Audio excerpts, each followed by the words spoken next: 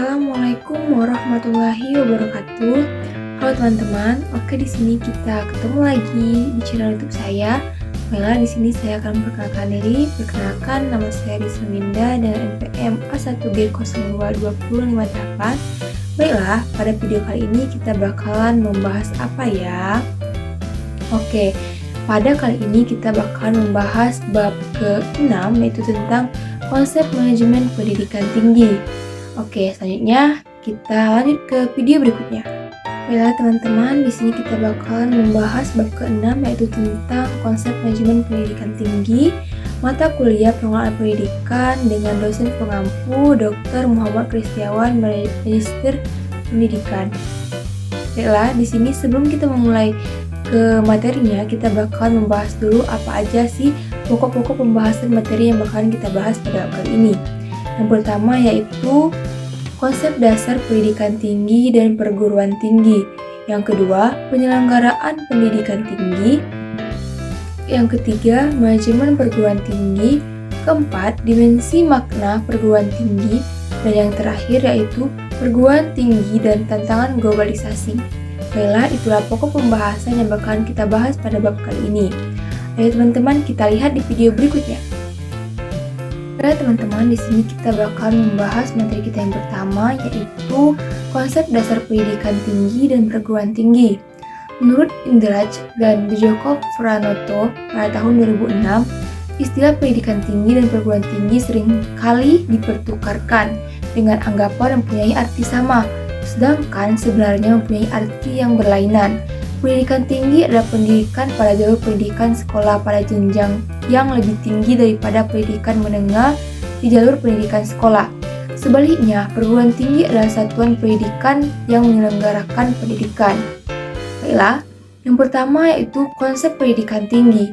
Menurut Peraturan Pemerintah Republik Indonesia Nomor 60 Tahun 1999 tentang pendidikan tinggi, yaitu tujuan pendidikan tinggi adalah menyiapkan peserta didik menjadi anggota masyarakat yang memiliki kemampuan akademik atau profesional yang dapat menerapkan, mengembangkan, atau memperkaya hasanah ilmu pengetahuan, teknologi, dan kesenian. B. Mengembangkan dan menyebarluaskan ilmu pengetahuan, teknologi, atau kesenian serta mengupayakan penggunaannya untuk meningkatkan taraf kehidupan masyarakat dan memperkaya kebudayaan nasional. Konsep perguruan tinggi. Perguruan tinggi menyelenggarakan pendidikan tinggi atau pembelajaran, penelitian, serta pengabdian kepada masyarakat.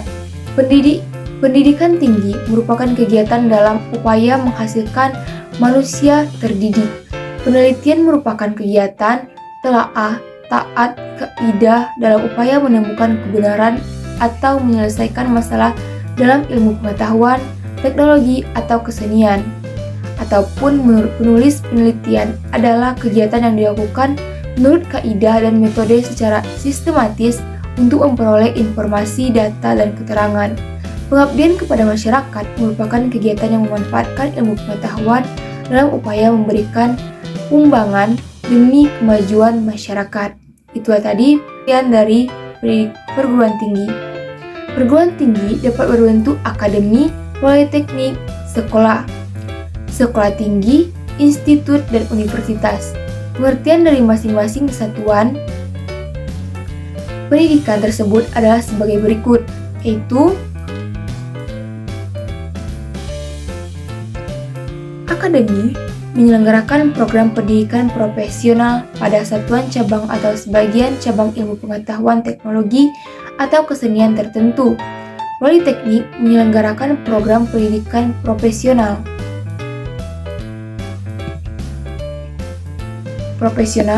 pada beberapa bidang pengetahuan khusus atau perguruan tinggi yang menyelenggarakan pendidikan vokasi. Sekolah tinggi yaitu menyelenggarakan program pendidikan akademik dan atau profesional dalam lingkup satu disiplin ilmu tertentu. Institut menyelenggarakan program pendidikan akademik dan atau profesional dalam sekelompok disiplin ilmu pengetahuan. Selanjutnya yaitu pengetahuan, teknologi, atau kesenian. Selanjutnya yaitu universitas, menyelenggarakan program pendidikan akademik atau profesional dalam beberapa disiplin ilmu pengetahuan, teknologi, dana, atau kesenian tertentu. Berikut adalah pengertian dari pendidikan tinggi dan perguruan tinggi. Kita lanjutkan ke materi kita berikutnya. Baiklah teman-teman, materi selanjutnya yaitu tentang penyelenggaraan pendidikan tinggi. Di sini kita bakal membahas penyelenggaraan pendidikan tinggi.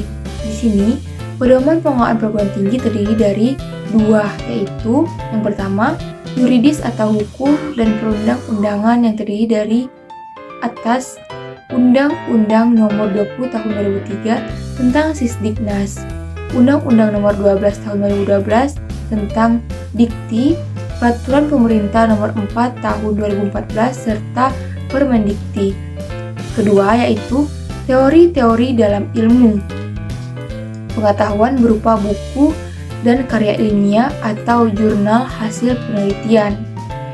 Baiklah, selanjutnya yaitu Peraturan Pemerintah Nomor 60 Tahun 1999 tentang pendidikan tinggi mengatur bahwa penyelenggaraan perguruan tinggi yang dilakukan oleh masyarakat haruslah berbentuk yayasan atau badan yang bersifat sosial.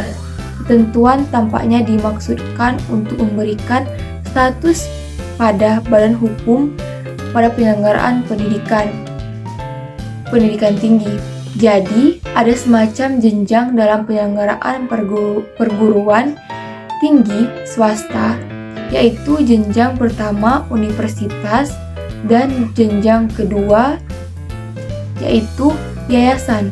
Untuk perguruan tinggi negeri, ini sudah merupakan badan hukum milik negara, yaitu BHMN yang bersifat nirlaba atau non-profit, sejajar dengan badan usaha milik negara. Baiklah, itu tadi pengertian dari pendidikan tinggi. Kita lanjutkan ke materi berikutnya. Baiklah, materi selanjutnya yaitu tentang manajemen perguruan tinggi. Menurut Indraj dan Djoko Pratnoto pada tahun 2006, ada beberapa aplikasi fungsi manajemen umum dalam manajemen perguruan tinggi, yaitu yang pertama, perencanaan. Perencanaan program kerja termasuk perencanaan anggaran bukan merupakan hal baru bagi perguruan tinggi, baik perencanaan 5 tahunan maupun perencanaan tahunan. Selanjutnya yaitu pengorganisasian. Fungsi pengorganisasian termasuk fungsi pengisian staf yang sesuai untuk setiap tugas atau kedudukan. Pengisian staf atau karyawan perlu membedakan beberapa jenis. Karyawan yang bekerja di suatu universitas yang masing-masing mempunyai tugas khas atau tugasnya masing-masing dan karakteristik sendiri-sendiri sesuai dengan keahliannya. Dan yang ketiga, pergerakan atau accounting. Tugas pergerakan accounting adalah tugas menggerakkan seluruh manusia yang bekerja dalam suatu perguruan tinggi agar masing-masing bekerja sesuai yang telah ditugaskan dengan semangat dan kemampuan yang maksimal, sehingga tidak adanya atau kurangnya atau minimnya kesalahan yang diperbuat. Selanjutnya itu pengawasan adalah fungsi terakhir manajemen, namun bukan berarti yang paling kurang penting. Pengawasan adalah pengamatan dan pengukuran apakah pelaksanaan dan hasil kerja sudah sesuai dengan perencanaan atau tidak. Pengawasan sama saja dengan evaluasi, yaitu mengontrol dan mengkoordinir. Baiklah, itulah tadi pengertian dari tahap-tahapan manajemen perguruan tinggi. Kita lanjutkan ke materi berikutnya.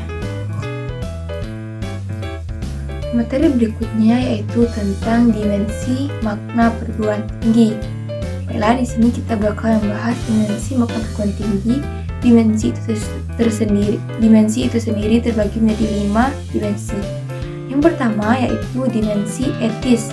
Universitas dikenal sebagai pusat kreativitas dan pusat penyebaran ilmu pengetahuan bukan demi kreativitas sendiri, tetapi demi kesejahteraan umat manusia. Hakikat, tugas, dan panggilan universitas adalah mengabdikan diri pada penelitian, pengajaran, dan pendidikan para mahasiswa yang dengan sukarela bergabung dengan para dosen dalam cinta yang sama akan pengetahuan.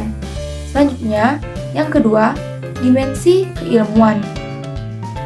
Dunia perguruan tinggi adalah dunia ilmu pengetahuan. Tujuan utama pendidikan tinggi adalah mengembangkan dan menyebarkan ilmu pengetahuan, teknologi, dan kebudayaan dengan proses belajar mengajar, penelitian, dan pengabdian kepada masyarakat. Hanya di perguruan tinggi, melalui pendidikan tinggi, ilmu pengetahuan betul-betul dikembangkan dan bukan di pendidikan yang lebih rendah atau di tempat lain.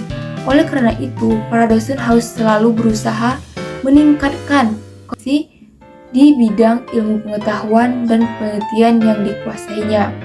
Selanjutnya yaitu yang ketiga, dimensi pendidikan. Di dalam proses pembelajaran, mahasiswa diusahakan menjadi orang yang mau belajar terus-menerus. Proses pembelajaran umumnya bersifat formal. Sebaliknya, pendidikan adalah proses penyiapan manusia muda menjadi manusia dewasa, yaitu manusia yang mandiri dan bertanggung jawab dalam proses pendidikan, termasuk pendidikan tinggi. Tidak ada pengaturan kurikulum, tidak ada struktur atau sistem. Yang ada adalah penjenjang pengatur perencanaan, struktur dan sistem mengenai pembelajaran. Pendidikan dapat diberikan baik dalam kurikulum intra maupun kurikulum ekstra ataupun kurikulum tersembunyi. Selanjutnya yaitu dimensi yang keempat, yaitu dimensi sosial. Penemuan ilmu dan penemuan teknologi telah menciptakan pertumbuhan ekonomi dan industri yang sangat besar. Melalui kegiatan dan perjuangan para ahli dan mahasiswa, kehidupan demokrasi ditingkatkan dan martabat manusia lebih dihargai. Perguruan tinggi lebih mempersiapkan para mahasiswa untuk mengambil tanggung jawab di dalam masyarakat. Dari para lulusannya, masyarakat mengharapkan pembaruan dan perbaikan terus-menerus dalam tata kehidupan bermasyarakat dan bernegara. Selanjutnya yaitu dimensi korporasi. Dimensi korporasi yaitu perguruan tinggi memberikan jasa kepada masyarakat berupa pendidikan tinggi dalam bentuk proses belajar, mengajar, dan penelitian. Yang diajarkan dan diteliti adalah ilmu pengetahuan. Perguruan tinggi memiliki pelanggan yaitu para mahasiswa dan masyarakat penggunaan lulusannya.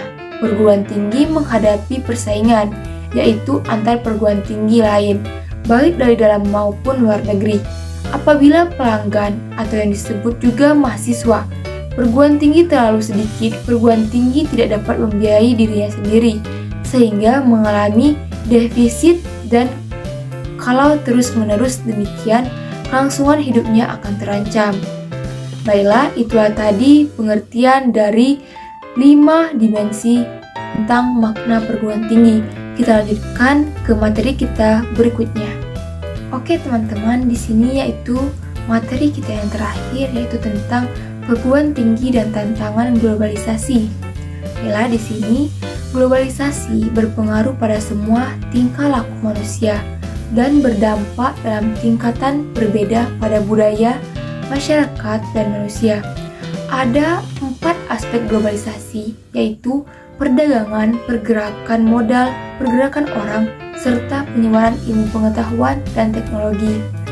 Dalam konteks pendidikan tinggi, globalisasi dapat berbentuk kebebasan masuk dan beroperasinya perguruan tinggi asing ke dalam negeri tanpa dapat dicegah atau dihindari. Menurut Atkinson pada tahun 2011, globalisasi bagi perguruan tinggi pun merupakan kekuatan yang mengubah perguruan tinggi dari suatu institusi yang memonopoli ilmu pengetahuan menjadi suatu lembaga. Dari antara sekian jenis organisasi yang menyediakan informasi dan dari suatu institusi yang selalu dibatasi oleh waktu dan geografi menjadi suatu lembaga tanpa batas. Dengan demikian, bagi perguruan tinggi, globalisasi berarti sebagai berikut, yaitu teknologi informasi dan komunikasi seperti internet dan WWW menyediakan peralatan baru yang sangat ampuh dalam membentuk jaringan global untuk pengajaran dan riset. Kedua, dalam lingkungan baru, suatu organisasi baik universitas maupun pemberian jasa informasi lainnya dapat memenuhi kebutuhan. Universitas global akan mampu mengajar mahasiswa dimanapun dan kapanpun, serta dapat mengambil dosen dari manapun. Ketiga, universitas sudah tidak memonopoli produksi ilmu pengetahuan. Mereka harus bersaing dengan penyedia jasa informasi dan pengetahuan lainnya yang tidak memerlukan kampus dengan segala fasilitasnya yang mahal. Dengan demikian, di perguruan tinggi ada dampak yang perlu diantisipasi dan tantangan yang perlu dihadapi, yaitu sebagai berikut. Yang pertama, tantangan pengelolaan. Setiap negara harus membuka diri seluas-luasnya terhadap masuknya perguruan tinggi, dosen, peneliti, dan sebagainya tanpa hambatan sama sekali dalam bentuk apapun. Kedua, yaitu tantangan pada proses belajar mengajar.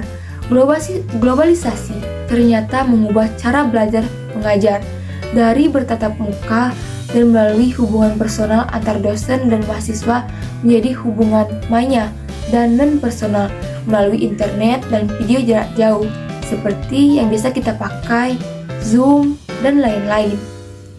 Ketiga, tantangan pada pendidikan nilai. Globalisasi seringkali menghadirkan pengetahuan dan informasi berlebihan yang tidak dapat ditangkap oleh kebanyakan yang tidak mampu pula mencerna tentang yang menyertainya. Sehingga hidup dalam alam globalisasi merupakan resiko dan mengubah identitas seseorang, tempat tinggal, dan kehidupan masa depan. Itulah tadi dampak dari perguruan tinggi dan tantangan globalisasi. Baiklah, itu saja penjelasan saya pada video kali ini.